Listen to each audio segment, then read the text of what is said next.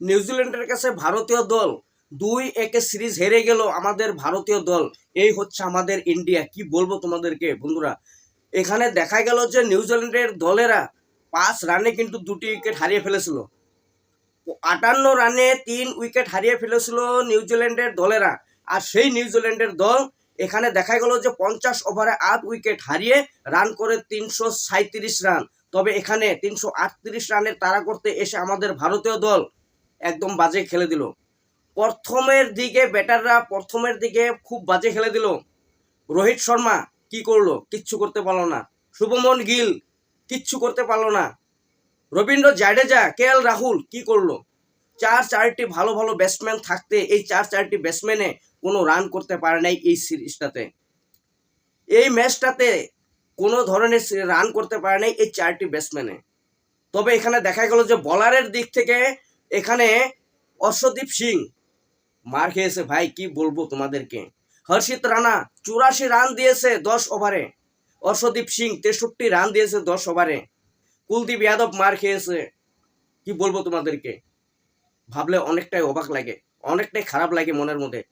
শুধু বল যদি ভালো করছে একমাত্র মোহাম্মদ সিরাজে ভালো বল করতে পেরেছে, তাছাড়া কোনো একটা বলারে ভালো বল করতে পারেনি। প্রত্যেকটা বলারকে মেরেছে নিউজিল্যান্ডের দলের ব্যাটসম্যানে, প্রত্যেকটা বলারকে মেরেছে।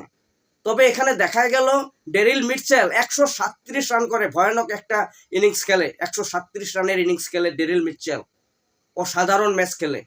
দ্বিতীয়তে দেখা গেল যে গ্লেন ফিলিপস সেঞ্চুরি করে অসাধারণ একটি ম্যাচ খেলে, দুটো সেঞ্চুরি করে ফেলে নিউজিল্যান্ডের ব্যাটাররা। তবে এখানে আমাদের ভারতীয় দলের ব্যাটাররা চারটা ব্যাটসম্যানে একদম বাজে খেলে ম্যাচটাকে হারিয়ে দিল। বিরাট কোহলি একটা সুন্দর পারফরমেন্স করেছিল, হর্ষিত রানার মতো একটি ব্যাটসম্যানে ভালো খেলে, এখানে নীতিশ কুমার রেড্ডিও ভালো খেলেছে। তবে এখানে দেখা গেল যে চারটি ব্যাটসম্যান একদম বাজে খেলেছে। রোহিত শর্মা কি খেলেছে?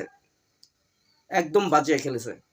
শুভমন গিল নাই, শেষ। কি বলবো তোমাদেরকে, শুভমন গিল একটা ক্যাপ্টেন হয়ে এরকম ভাবে যদি পারফরমেন্স করে তাহলে এই সিরিজগুলো জিতবে কিভাবে। তৃতীয়তে দেখা গেল যে রবীন্দ্র জাডেজা একদম বাজে খেলে দিছে। কেএল রাহুলও হঠাৎ করে আউট হয়ে যায়, কেস আউট হয়ে যায়।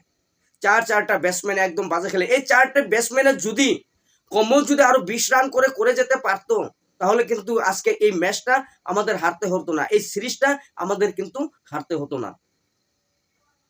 তবে কি বলবো তোমাদেরকে বন্ধুরা, ম্যাচটি কিন্তু লাস্টের দিকে ভালোই লেগেছিল যখন হর্ষিত রানা ব্যাটিং করতেছিল। আর এই হর্ষিত রানা যদি আরো কিছু সময় থাকতে পারতো বিরাট কোহলির সঙ্গে তাহলে হয়তো আমরা এই ম্যাচটা জিততে পারতাম। কিন্তু দুর্ভাগ্যজনক কথা, হর্ষিত রানা ভালো একটা শট মারতে গিয়ে শটটা খারাপ হয়ে যায় আর কেস আউট হয়ে যায়। আর তার সঙ্গে কিন্তু আমাদের এই ম্যাচটা হারতে হলো, সিরিজটা হারতে হলো নিউজিল্যান্ডের সাথে। 41 রানে আমাদের ইন্ডিয়া কিন্তু এই সিরিজটা হেরে গেল নিউজিল্যান্ডের দলের কাছে।